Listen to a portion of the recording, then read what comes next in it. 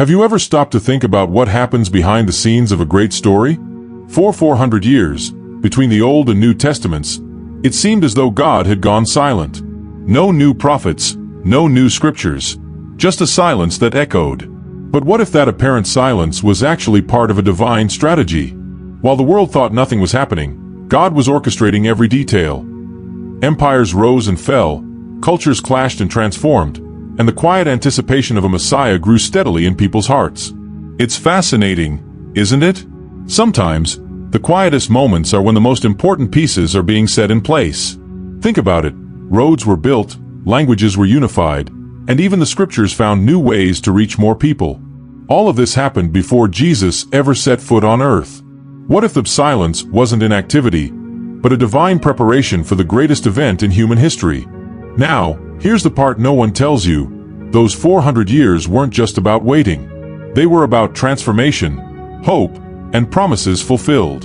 And the best part? This story holds profound lessons for the silences we face today. Are you ready to uncover the secrets of a period that shaped the world as we know it? When we think about a 400-year gap with no new prophets or scriptures, our first reaction might be to imagine complete divine inactivity. But the truth is, this period was filled with historical orchestration. It's like the intermission of a grand play. While the stage appears empty, everything behind the scenes is being prepared for the next act. During the intertestamental period, God was aligning key pieces for the fulfillment of his promises. Every event, every empire that rose or fell, was part of a divine preparation that few could see at first glance. Take the Persian Empire, for example. Under its rule, the Jews began to rebuild their national identity after the exile. They renewed their covenant and faithfulness to God, a crucial step toward the spiritual revival that was to come. Then, the Greek conquest brought Hellenization, a process that, despite challenging Jewish cultural resistance, made Greek a common language. This later became essential for the spread of the gospel. God was mapping out the perfect plan for his message of salvation to reach the world. Imagine living in that time, surrounded by doubts about God's silence. It parallels the waiting periods in our own lives, when it feels like nothing is happening. But just as in the waiting period between the Old and New Testaments, silence did not mean absence. It was a time of preparation for something greater. How about reflecting on the silent years in your own journey? What areas of your life might be preparing for a greater purpose? The introduction of the Septuagint is another key milestone of this era. The translation of the Hebrew scriptures into Greek was not just a cultural necessity but an example of how God allows truth to transcend linguistic barriers. Think about it. What if something you see as an obstacle today is actually a tool God is shaping to expand your influence tomorrow? Sometimes the solution is already being written behind the scenes. But the story doesn't stop there. As the Jews grappled with cultural and religious challenges, synagogues began to play a crucial role. These spaces became more than places of worship. They were centers of learning, nurturing Jewish resilience. It makes me wonder, what synagogues are you building in your life? Places where you reconnect with your essence, renew your strength, and prepare for the challenges ahead? The 400 years also serve as a reminder that God's timing is not like ours. He works on an eternal timeline, while we often seek instant answers. It's like planting a seed and waiting for it to grow. The soil seems still, but beneath the surface, roots are forming. Such was the period of waiting before Jesus' arrival. Deep roots were being established to sustain the Messianic hope and promise of redemption. Here's the challenge. As you reflect on the silent years in your own life, consider the cultural and spiritual transformations that might be happening unnoticed. Perhaps the silence is calling you to look beyond the obvious. Just as God used Roman roads and infrastructure to pave the way for the spread of the gospel, he might be using elements in your story for something extraordinary. But this is just the beginning. What happens when those prophecies start to unfold? It is truly remarkable how the book of Daniel seemed like a roadmap for the future. The empires he described, each with its unique characteristics, came into existence exactly as prophesied.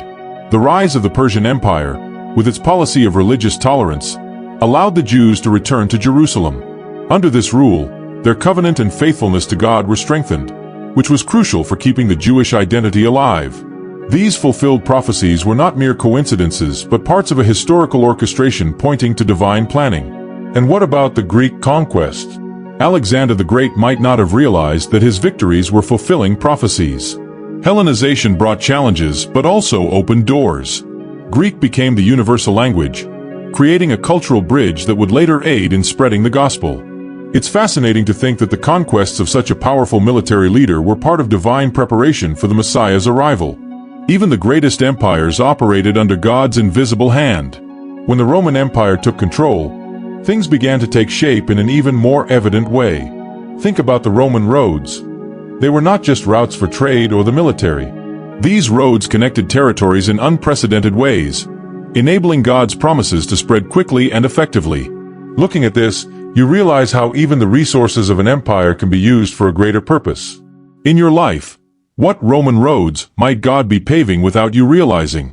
During this period, the cultural resilience of the Jews was put to the test.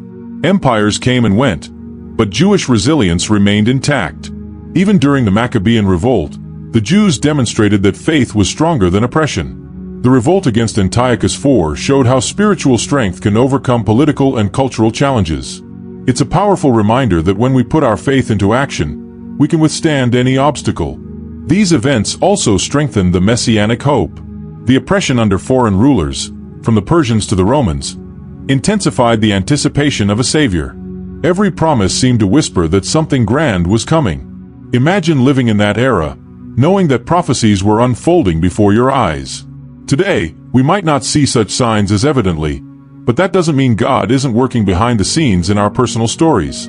The Septuagint, translated during this period, is yet another example of divine preparation. By making the scriptures accessible to a broader audience, it paved the way for God's words to reach those who had never heard of Him. This translation demonstrates how God uses time and means to fulfill His purpose. Perhaps you're in a moment of translation in your life, turning challenges into opportunities for others to see God's glory through you. Every detail of this period seemed like a prelude to something greater.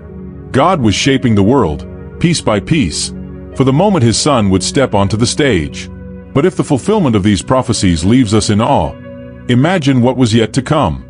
After all, how would these cultural and religious transformations impact the arrival of the gospel and the birth of Christianity? Imagine a world where almost everyone spoke the same language. Wouldn't that be an incredible advantage for spreading a transformative message? During the intertestamental period, the Greek language became the common foundation for communication across much of the known world, thanks to the Hellenization promoted by Alexander the Great. This linguistic unification was more than a historical coincidence. It was divine preparation, ensuring that the words of Jesus and God's promises could be universally understood. Have you ever considered how the language you speak could be a tool for something greater? Then came the Roman roads. Think of them as the highways of antiquity. They didn't just connect cities. They created clear pathways for the spread of the gospel. Missionaries, including the Apostle Paul, traveled these routes to bring Christ's message to distant lands. It's fascinating to imagine that, while Rome built these roads for trade and military purposes, God was using them to fulfill His promises. Sometimes, what seems purely secular can hold a hidden spiritual purpose. Synagogues also played a vital role. Established in various cities, they became gathering places where scriptures were read and discussed. For early Christians, these synagogues served as bridges to introduce the message of Jesus. Think of them as modern coffee shops, where ideas are shared and relationships are built. In your life, what synagogues might you be overlooking? Places where opportunities to make an impact are within reach, waiting to be discovered. The use of Greek and the Roman roads created a sort of spiritual superhighway. Imagine trying to share something important but being blocked by cultural or geographical barriers. These infrastructures removed many of those obstacles, showcasing God's perfect historical orchestration. If we reflect, modern technology, like the internet, serves a similar purpose today. Have you considered how you might use the resources at your disposal to spread something you believe in? This system also highlighted Jewish resilience and adaptability. As the world around them changed, they held on to their faith and identity. Yet, they also used the infrastructure of their time to thrive. This teaches us that even in the face of the most challenging changes, we can find ways to grow and flourish. How can you use today's challenges as stepping stones toward a greater purpose? The Roman roads weren't just physical, they were symbolic. They represented connections between cultures, ideas, and, most importantly, people. In the context of spreading the gospel, These connections created space for a spiritual movement that would impact the entire world. It's inspiring to think about how the connections we make today can have repercussions far beyond what we imagine. Who might you reach today through your own roads? All of this leads to an intriguing reflection. If the infrastructure of that era was used by God for His work, what infrastructures is He using today? And more importantly, are we willing to walk those roads and seize the opportunities presented to us? But this is just the beginning. After all, with these connections and cultural transformations, how would the world respond to the arrival of the Messiah? When Alexander the Great conquered much of the known world, he brought far more than military dominance.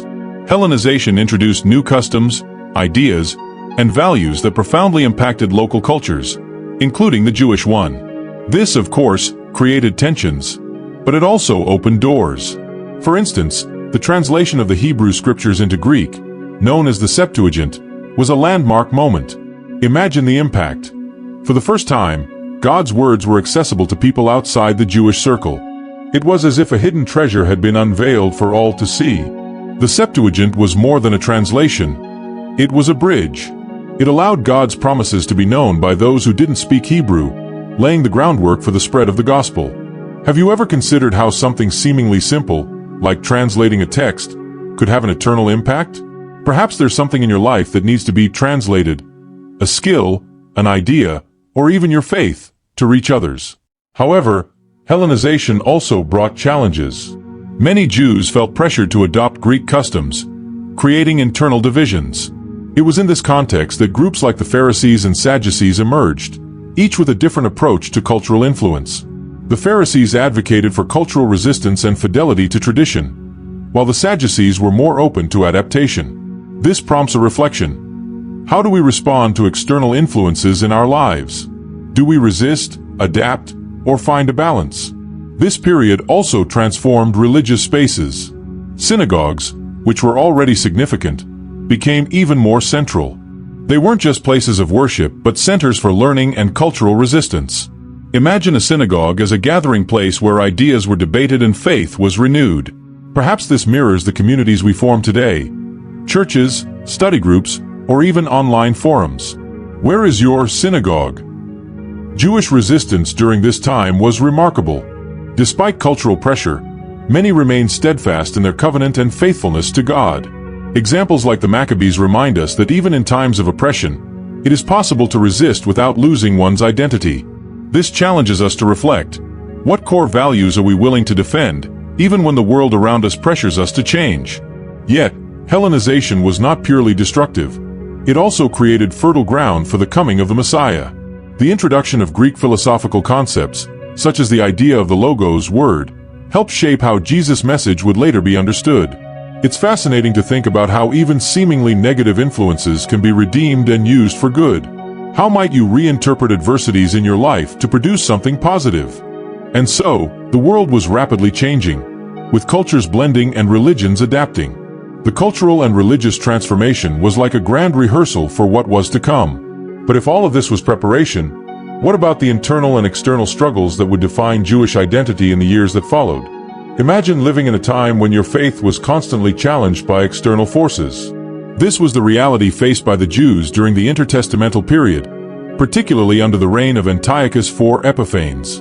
He not only outlawed Jewish practices but also desecrated the temple, deeply violating the covenant and faithfulness the people held with God. Yet, even in the face of such oppression, the Jews stood firm. This teaches us that in times of difficulty, cultural resistance and unwavering faith can be our greatest weapons. The Maccabean Revolt is a powerful example of this resilience. Led by Judas Maccabeus and his family, the Jews rose against the Syrian forces, reclaiming the temple and restoring worship to God. It's awe-inspiring how a small force, driven by a righteous cause, can overcome an apparently invincible enemy. This story reminds us that even when all seems lost, faith can move mountains. In your life, what battles could you face with that same determination? The festival of Hanukkah, still celebrated today, was born from this victory. More than a historical celebration, Hanukkah symbolizes Messianic hope and the light that endures even in the darkest times. The dedication of the temple was an act that reaffirmed God's promises to His people. It's a testament that, even amid challenges, the covenant with God can be renewed and strengthened. But the fight wasn't just physical, it was also spiritual. While some Jews succumbed to Hellenization, others stood firm in cultural resistance. This created internal divisions, but also strengthened the identity of the people as a nation. The Pharisees, for instance, emerged as fervent defenders of the law, while the Sadducees took a more conciliatory approach. These tensions prompt us to reflect. How do we handle the conflicts between tradition and the changes around us? The Maccabean Revolt also highlights the role of spiritual and political leaders. Judas Maccabeus and his brothers weren't just warriors. They were visionaries who understood the value of divine preparation and historical orchestration. They show us that in times of crisis, leaders committed to a greater purpose can change the course of history. Who are the leaders you admire today, and how do they reflect these values? The impact of this revolt echoed for centuries. It not only ensured the survival of the Jewish people but also set the stage for the intertestamental period. The cultural resistance of the Jews became a solid foundation for the arrival of the Messiah, who would bring an even greater cultural transformation. Perhaps the battles you face today are preparing you for something extraordinary in your life. While the Maccabean Revolt was a victory, it also raised profound questions about identity, faith, and purpose. Each struggle fought by the Jews seemed to point to something greater, something that transcended their own history. But what exactly did this Messianic hope represent, and how would it shape the future of humanity? Messianic hope didn't emerge out of nowhere. It was shaped by centuries of God's promises and fueled by Jewish resilience during times of crisis. During the intertestamental period, this expectation reached new heights. Imagine living under the constant weight of oppressive rulers, like Antiochus IV or the Roman Empire, and still believing that a savior was coming. It was this hope that kept the people steadfast, even in the darkest adversities. Each episode of oppression seemed to reinforce the need for a deliverer. The Maccabean Revolt was one such moment, reigniting the flame of Messianic hope. The Jews saw in the scriptures the promise of a king who would bring justice and restore God's kingdom. This vision was not just political but deeply spiritual. Perhaps you, too, are waiting for something in your life. A change, an answer. What if you could use this period of waiting to grow stronger, just as they did? The fulfilled prophecies of this period added even more fuel to their anticipation. Daniel's words about empires rising and falling were seen as evidence that God was in control. The divine preparation for Jesus was well underway. It's fascinating to consider how God fulfills his promises, often in times and ways we don't expect. Perhaps he is already working on something for you, even if it's not yet visible. The pressure of Roman rule also played a role. Leaders like Herod and Pilate embodied the injustice and tyranny that stoked the longing for a Messiah. With every new tax, every new act of oppression, the flame of messianic hope grew stronger. It's like a pressure cooker. The greater the pressure, the more inevitable the release. In your life, what is pressing on you? Perhaps that pressure is preparing the ground for transformation. Synagogues became places where this hope was reinforced. Through the reading of scriptures, Jews found words pointing to the coming of a deliverer. These spaces were like lighthouses in the darkness, keeping the flame of faith alive. What spaces in your life serve as these synagogues? Maybe it's a group of friends, a book, or even moments of quiet reflection. The Septuagint also played a critical role, enabling not just Jews but also Gentiles to access God's promises. This paved the way for the Messiah's message to reach a much broader audience. It's incredible to think about how something as simple as a translation could have such a profound impact. What can you do today to make something valuable more accessible to others? And so, the stage was set. Messianic hope wasn't just a feeling. It was a living force that shaped the people's choices and faith. But what would happen when this hope met its fulfillment? How would the world react to the realization of these promises? And now, knowing all of this, what will you do with this knowledge? During those 400 years of silence, God was working on details that would change history forever. What if the same thing is happening now, in your own life? Are you recognizing the opportunities in the apparent pauses, or are you letting the waiting consume you? Think about God's promises and the divine preparation that might be unfolding in your journey. What are the Roman roads you can start building today? What steps can you take to be part of something greater? History shows us that even in silence, God is at work. Are you listening? Now it's your turn to act. Reflect, make decisions, and share your thoughts. Leave a comment about how this message has impacted you and what you plan to do moving forward. And of course, Subscribe to the channel and turn on notifications. Don't miss any videos. Together, we'll continue uncovering the mysteries that connect the Old and New Testaments and applying these lessons to life. Are you ready? Let's go!